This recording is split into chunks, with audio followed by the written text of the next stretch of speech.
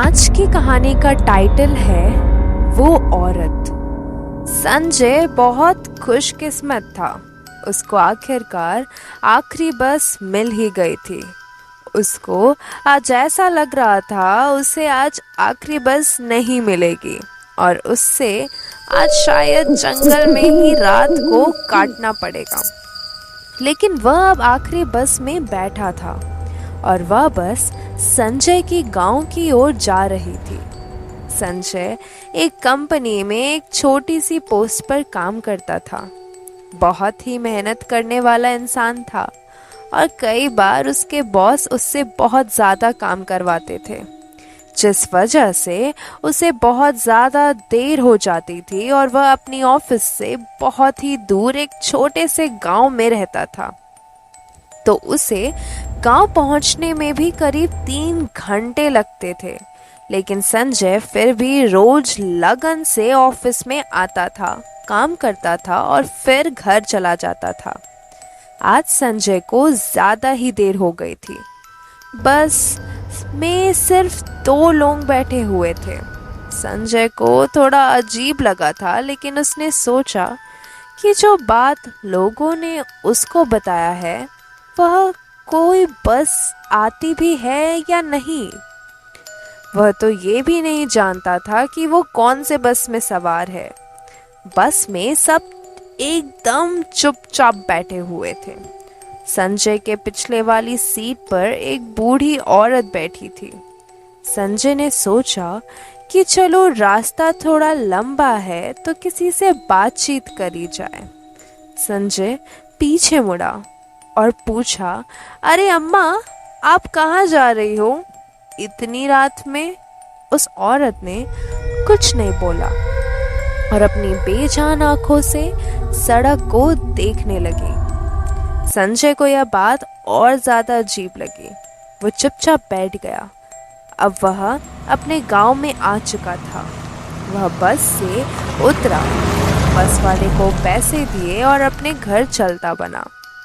कुछ ही देर में वह अपने घर पर पहुंच गया। आज बहुत ज़्यादा गर्मी थी।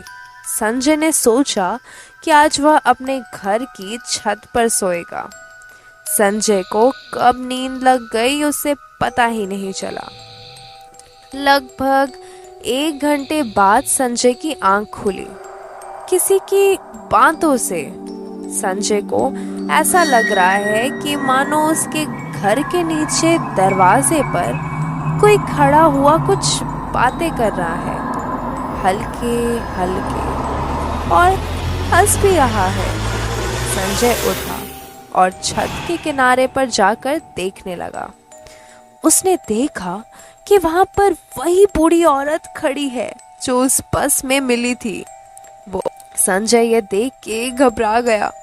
तभी उस औरत ने ऊपर संजय की ओर देखकर बोला, मैं आ गई हूँ, बात कर ले मुझसे अब।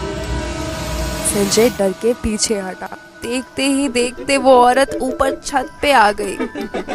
उसने संजय के सामने खड़ी होके हंसने लगी। संजय इतना घबरा गया कि वो जमीन पर गिर गया। वो औरत और जोर जोर से हंसने लगी। संजय चीखने लगा और कुछ ही देर में बेहोश हो गया। अगले 3 दिन तक संजय हॉस्पिटल में बेहोश रहा। तीसरे दिन उसको होश आया तो सबने उससे पूछा कि उसके साथ क्या हुआ था। संजय ने एक एक करके सारी बात सबको बताई। तो लोगों ने संजय को एक बात बताई कि उस वक्त रात में कोई भी बस वहां नहीं जाती। पता नहीं कौन सी बस में तुम सवार हुए थे संजय को भी ये बात समझ नहीं आई। संजय 8वीं अपने घर वापस आ गया। उसकी तबीयत तो सही हो गई थी, लेकिन उसके दिल में अब भी डर था कि कहीं वो औरत वापस ना आ जाए। कुछ दिन तो सब सही रहा, फिर धीरे धीरे करके आवाज़ें आने लगी। वही औरत की संजय को बुलाने की आवाज़। संजय बाहर देखता था तो कोई नहीं दिखता था, सिर्फ और सिर्फ आवाज़ आती थी। धीरे धीरे संजय का दिमाग खराब होने लगा।